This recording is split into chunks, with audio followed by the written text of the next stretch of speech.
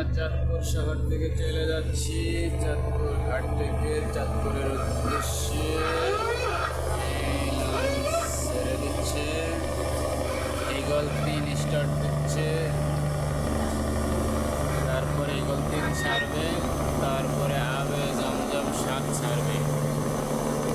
Chandpur eagle 3 চারবার পরে